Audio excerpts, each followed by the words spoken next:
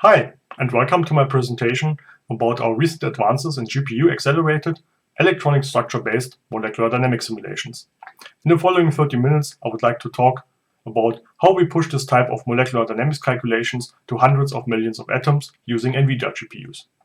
My name is Robert Schade. I'm a physicist and HPC advisor at Paderborn Center for Parallel Computing of Paderborn University in Germany. And it's my pleasure to talk to you about this topic today. So what have we tried to achieve? Our main objective of our work is to extend molecular dynamics simulations to very large systems of beyond 100 million atoms. These kind of simulations, where you simulate the motion of atoms, are required for the study of biological systems like the HIV-1 virus, shown here with about 62 million atoms.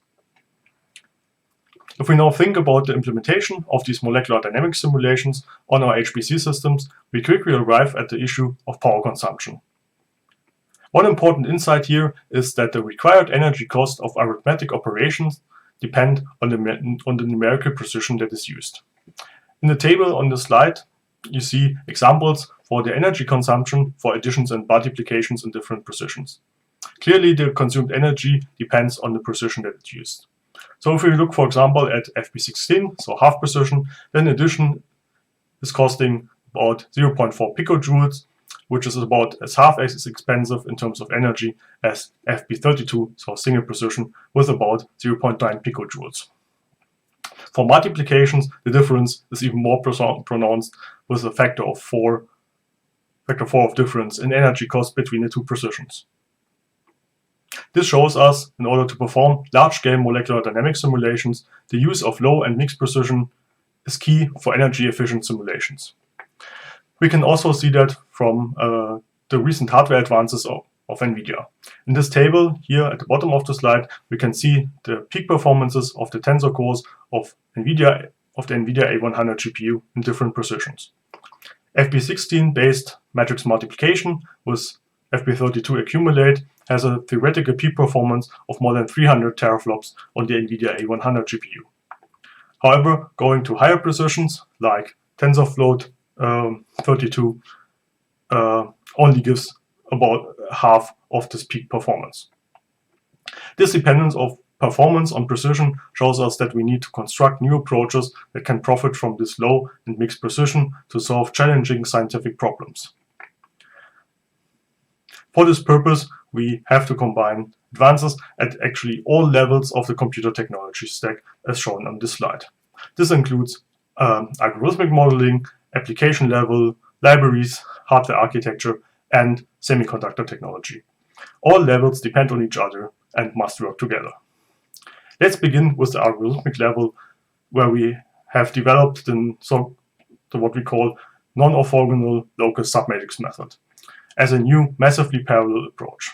A second important ingredient on the algorithmic level is a compensation scheme for the noise from low and mixed precision arithmetic operations. We've implemented this new algorithm in the chemistry and solid-state physics code, CP2K. For the numerically heavy parts, we use the efficient library implementations of matrix operations from NVIDIA in cuPLAS together with CUDA streams and CUDA graphs. These libraries rely obviously on the NVIDIA Tensor Core architecture and their corresponding hardware implementations in the NVIDIA A100 GPUs. Hence, you see that every level of the computer technology stack is important for the success of such a mission. As I mentioned, one very important ingredient is using the mixed and low precision arithmetic for molecular dynamics calculations. So you might be wondering if, from a scientific point of view, we can live with the lower precision arithmetic. Here it is important to realize that we are not actually interested in the trajectory of all atoms in the molecule or virus. This would yield a huge amount of data if we would have 100 million atoms and would even store the motion of each atom in every time step. Secondly, these trajectories also depend on the initial position and velocities of the atoms, which makes the interpretation later a little bit cumbersome. Instead, we are interested in the so-called thermodynamical averages, which are defined here on the slide. So basically, these are very high-dimensional integrals that give us the thermodynamical average of a certain observable that we're interested in. It can be shown that the noise from numerical approximations in low and mixed precision linear algebra can actually be compensated with the so-called modified Lazzaro type equation for the motion of the atoms. This is basically a Newton's type equation of motions for the atom, but compared to Newton's equation of motion, it has an additional velocity-dependent dampening term. Together with the fluctuation dissipation theorem, it can be shown that this dampening term compensates numerical noise and allows us to obtain accurate thermodynamical averages. In the equation of motion down here, you can see that the forces acting on the atoms are the main required quantity. To obtain these forces is in principle quite straightforward, as you can see on this slide here. The forces are simply the negative derivative of the total energy of the system, E, with respect to the positions of the atoms, Ri. In order to model the total energy in a proper way, it is important to include quantum mechanical effects and long-range interactions. We use here the GFN-XTB approach, which is an electronic structure-based method that directly and explicitly includes quantum mechanical effects. Relying on a quantum mechanical electronic structure problem requires, obviously, the solution of this electronic structure problem in every time step. In conventional approaches for this problem, one solves the so-called generalized eigenvalue problem as shown here. The solution will usually scale cubically in system size, which quickly gets out of hand when you go beyond a few thousand atoms. However, if you use a suitable basis representation for the electronic wave functions, then all the matrices, like the Hamiltonian matrix H0 and the overlap matrix S, become very sparse. This sparsity can then be used to drastically reduce the computational scaling. We use here the so-called density matrix-based approach, that instead of solving the generalized eigenvalue problem, formulates the problem with the help of the so-called matrix sign function. The important energy contribution from the quantum mechanical treatment of the electrons can simply be written as a trace of the Hamiltonian, H0, with the so-called density matrix D. The main computational effort is then to obtain the density matrix D. The density matrix, in turn, can be expressed by an equation involving the matrix inversion, matrix multiplications, and the mentioned matrix sign function. The matrix sign function is actually just the matrix analogon of the well-known sign function of scalar numbers that you all know. So for positive number, you get value of 1. For negative number, you get a value of -1. That means that the sign of a scalar is just x, so the number divided by its absolute value. We can rewrite that. So we write the absolute value as the square root of the square of x, and that way it becomes immediately clear how to generalize this to matrices. One great advantage of the sign function is that it can be evaluated iteratively. That means instead of having to evaluate the inverse square root of a matrix, which can be cumbersome, we can also evaluate it just with matrix multiplications of matrices, as shown here on the right. We start with the matrix A, so the matrix that we want to compute the sign function of, in the first step, and then iterate the expression given here, so that in every iteration, we compute a new xi plus 1, a new matrix that only depends on the matrix xi in the previous step. As long as the matrix A obeys certain normalization conditions, iterating this equation converges to the matrix sign function. In total, this creates a linear scaling approach which only needs multiplications of distributed sparse matrices. This is already a significant improvement compared to the conventional cubically scaling approach that relied on solving the generalized eigenvalue problem. However, these multiplications of large sparse and distributed matrices in this approach makes it usually bound by internal communication. Here's where our first major contribution comes in. We call it the submatrix method. The main goal of the submatrix method is to approximate functions like the sign function or inversions of large sparse matrices in a massively parallel, scalable, and efficient way. We start with a given sparse matrix A. The gray entries represent here the non-zero entries, and the white ones represent zero entries of the matrix. Then the goal is to obviously approximate the matrix function of this matrix. And the first step of the submatrix method is to identify all the non-zero values in every column. So for the first column, that would be the 4 blue entries, and for the second column, that would be the 3 red entries. Then we construct one submatrix for each column. Let me show you in detail for the first column. We look at the first column, and for each row where the matrix has 0 values, so that would be the 4th and the 6th column here, we throw out the corresponding rows and columns. Since we have 4 rows with non-zero values and have thrown out the 4th and the 6th row and their corresponding columns, we get a 4x4 submatrix for the first column. Similarly, we end up with a 3x3 matrix for the second column. That shows you that by construction, these submatrices are much smaller than the original sparse matrix, and they are also much denser. In the next step, the submatrix method applies the matrix function to the sign function or inversion directly to these small but dense matrices. In the last step is then to use the resulting column that corresponds to the column of the original matrix as the result and put it in the sparse matrix representation again. So for the first submatrix, that would be the first column, and for the second matrix, that would be the second column. This gives us an approximation of the matrix function of the whole matrix.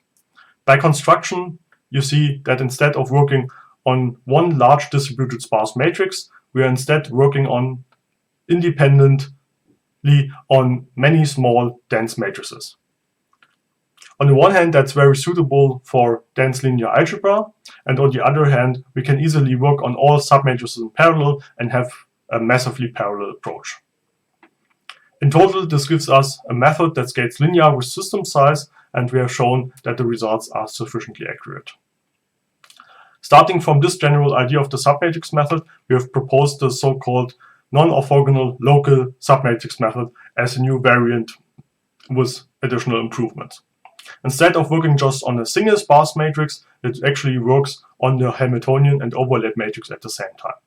This can be done by viewing not just the sign function as a matrix function, but the whole density matrix as a matrix function that depends on the Hamiltonian H0 and overlap matrix S. Hence, we call it the non-orthogonalized submatrix method because the Hamiltonian and overlap matrix used here are non-orthogonalized matrices. It is local in the sense that the submatrix construction is performed locally instead of transferring matrix elements of the distributed sparse matrix elements between the compute nodes. In this way, the communication between the compute nodes does not become a bottleneck, and we get a nicely scaling method. Now let's discuss the GPU implementation of the method. On this side, you can see a sketch of the implementation of the GPU acceleration. Let's start on the left side on the host. So on the host, we have the overlap matrix S and the Hamiltonian matrix S as large distributed matrices, so that each column completely belongs to one node. We then perform the first step of the submatrix method here, namely to identify non-zero elements in these matrices. We then merge this information for the two matrices and transfer it to the GPU together with a small amount of additional data. This includes atomic types, atomic positions of atoms that are covered by the submatrix, and some intermediate quantities for the construction of the matrix elements of the submatrix for the XTB method. In the next step, we then create the submatrix, so populate the matrix elements on the GPU, where it is important to note that the elements of the overlap matrix are actually overlaps of constructed Gaussian type orbitals, which we use as a basis set for the description of the electronic wave functions. We've implemented these matrix elements with an automatic code generation approach, which completely unrolls everything, so that the resulting code actually heavily relies on exponential functions that come from the Gaussian functions in the basis set. With the single precision floating point transcendental functions available in hardware in NVIDIA GPUs, this step can be efficiently performed on NVIDIA GPUs. Finally, the Hamiltonian matrix in the GFN-XTB approach that we use here is actually very straightforward to construct from the overlap matrix and not very challenging. In total, to construct the submatrices, we need two n-by-n. Since we need two n-by-n submatrices, this gives us an n-squared scaling step. The core computationally heavy step is then to invert the overlap matrix and to compute the density matrix, as well as the so-called energy-weighted density matrix W, which is also required to compute the forces later. As mentioned earlier, we performed the inversion and sign function of the submatrices with iterative approaches so that we only need generalized matrix multiplications. This makes the step cubically scaling in the submatrix sizes. Let's have a quick look at the implementation of the matrix iterations on the NVIDIA A100 GPUs. First of all, here we focus on FP16, FP32 mixed precision, so FP16 as a matrix representation and for multipliers, and single precision, so FP32 for accumulation during the matrix multiplications on the tensor cores. In this plot shown here on the slide, you can see the measured matrix multiplication performance of mixed half precision with single precision accumulate on the A100 GPUs for small to intermediate matrix sizes. On the x-axis, you can see the matrix size from 256 to about 3000, and on the y-axis, the performance in teraflops. As a comparison, I'm also showing here the theoretical peak performance of 312 teraflops as a dashed line. The matrix multiply performance of individual HGEM codes is shown in the blue line, and the orange line shows then the improvement when we schedule these HGEM codes in multiple CUDA streams. The green line shows the additional improvement when we also use CUDA graphs to reduce the kernel launch latencies. Finally, and most importantly, as the red line, you can see the performance of the matrix iteration implementation itself that, as mentioned, relies on HGEM codes underneath. This surpasses the streamed and graphed HGEM codes, which is due to the iterative nature of the matrix iterations, which can profit from caching of the matrix in the previous iteration step. For intermediate-sized matrices of about 1000, we can already get about 60% of the theoretical peak performance, whereas for larger matrices beyond 2000, this goes up to 85% of the theoretical peak performance. Once these matrix iterations are finished on the GPU, we need to transfer the relevant result columns from the GPU to the host and place them into the large sparse matrices as a result. Since we only need to transfer individual columns, the data that is transferred is only linear in size in the submatrix dimension.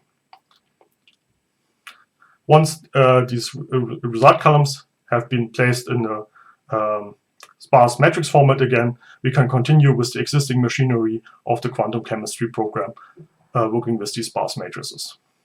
In total, this implementation avoids transfers between, or reduces transfers between CPU and GPU, and the computation effort is cubic in the submatrix sizes. But the required transfer is only linear in the submatrix sizes. This ensures that communication does not become a bottleneck and that we can efficiently use the floating point performance of the GPUs. The complete scheme is implemented in the quantum chemistry and solid-state physics program CP2K. For the underlying sparse matrix representations, we use dbCSR, and as already mentioned, the computation of matrix elements is implemented with CUDA C++, as well as the matrix operations mainly rely on cuPLAS routines with streams and graphs. Finally, I would like to come to the actual results that you might be interested in, namely the scaling efficiency and performance of our method.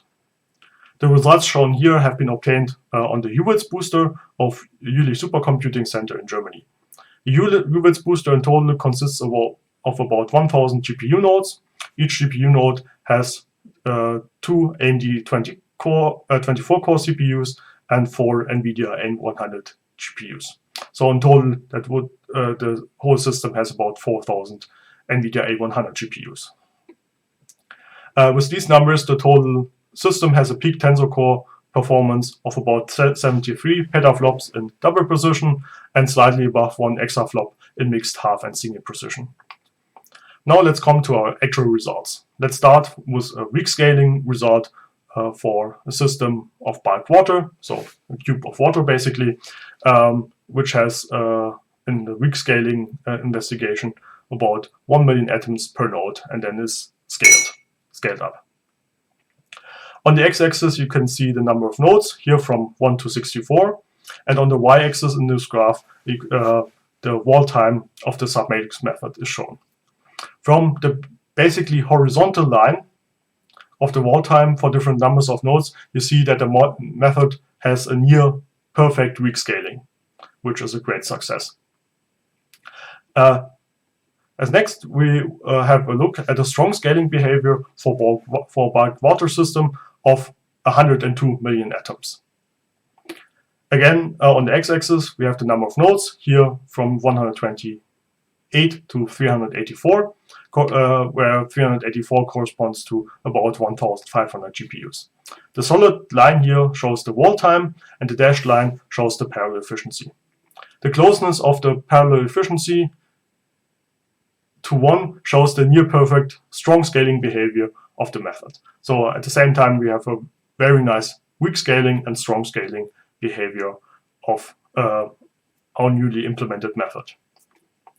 The left graph here on this slide shows the floating point performance that was reached in this example. So on the strong scaling case, the x-axis has the number of nodes, and the y-axis has the performance in petaflops. The solid line is the performance of the submatrix method, and the dashed line is the theoretical peak performance for comparison. Clearly, we here only reach about 43% of the peak performance. The reason of this becomes clear if we consider that the average submatrix size in this example comes out to be about 660. So rather small submatrices are generated. This means that in the graph of the matrix multiply performance, we are dealing with rather small matrices, as mentioned, of the size of 660, as indicated here with the red arrow in the right plot. This also shows that our performance is limited to about 130 teraflops at most per GPU due to the relatively small matrix size at play here. However, the good message is that this is not the end. We still had an idea to improve the percentage of peak performance and reduce the overall effort at the same time as well. This is schematically shown here on the next slide. On the left side, we see the approach from the general idea of the submatrix method. That means we are building one submatrix for each column of the matrix. Clearly, you see that the first and second column of the matrix have very similar rows with non-zero elements. We can use this observation to now combine submatrices as shown on the right side, so that instead of building 2 3x3 matrices, we now just build one 4x4 matrix. In this way, we get fewer but significantly larger submatrices. In practice, we do this by an efficient heuristic scheme that computes the choice of columns to combine. Let's apply this combination idea to the more interesting example of the HIV-1 virus capsid soluted in water. So here on the slide, you can see on the right side the HIV-1 virus capsid, and on the left side, the graph on the left shows a histogram of the submatrix sizes.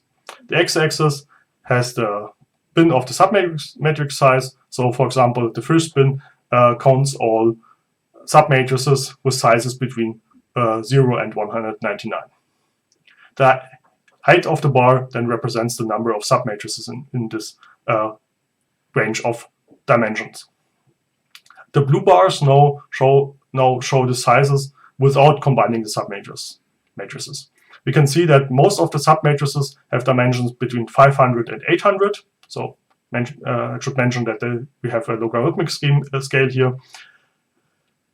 This is due to the water surrounding the HIV capsid.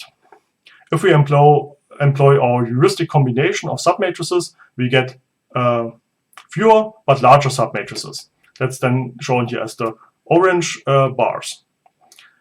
This is especially pronounced here for smaller submatrix sizes. In total, the average submatrix dimension is increased from about 660 to about 1200. This tells us that on average, the submatrices are now about twice as large, but at the same time, we have much fewer submatrices to work on. Actually, it should be noted that the total count of floating point operations that is required is reduced by a factor of 1.65. So this combination scheme does not introduce any floating point overhead. If we now look at the performance of the submatrix method, we get a much higher fraction of the peak performance of about 68%, so 2/3 of the peak, simply from the fact that we have no larger submatrices after combining them. This becomes clear again by consulting the measurements from the matrix multiplication performance on the right. The larger submatrix dimension of about 1200 indicated by the red arrow shows that this way, so with using the combination, a much higher floating point performance is possible.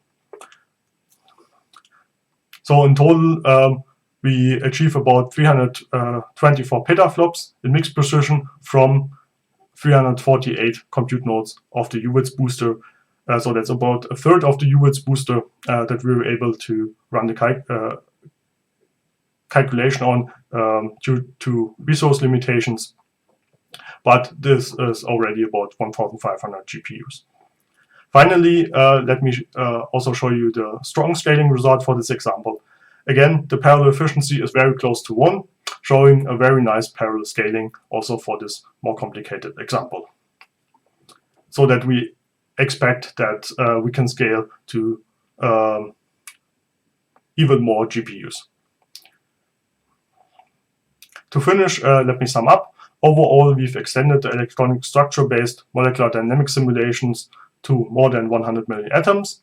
We've introduced what we call the non-orthogonal local submatrix method for matrix functions of large sparse matrices. We've also shown that it can be implemented in a massively parallel way so that it avoids the problematic communication bottlenecks. It can also be accelerated nicely with NVIDIA GPUs by tailoring a scheme that requires only a minimal transfer between host and GPUs. Matrix elements of submatrices are constructed on the GPUs, and the essential matrix operations are performed in mixed precision on the NVIDIA tensor cores.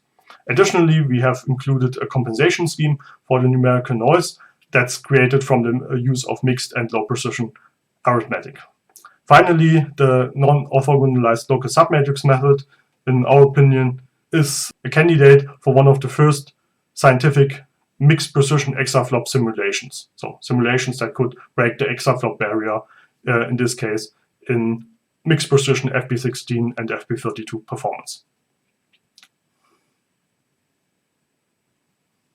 Finally, I would like to thank my collaborators and institutions for contributions and resources, especially the Jürg Supercomputing Center for computing resources on the UWITS booster, as well as Paderborn Center for Parallel Computing for computing time on the NOC12 system.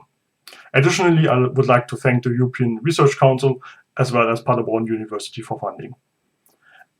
Last but not least, I would also like to acknowledge the valuable discussions with Thomas Müller, Paul Baumeister, and Markus Hirnberg from NVIDIA during the UWITS booster porting workshop, which helped us a lot. And I would like to thank you for your interest in our topic. If you have any questions, you can find our publications on arXiv, and feel free to contact us by email.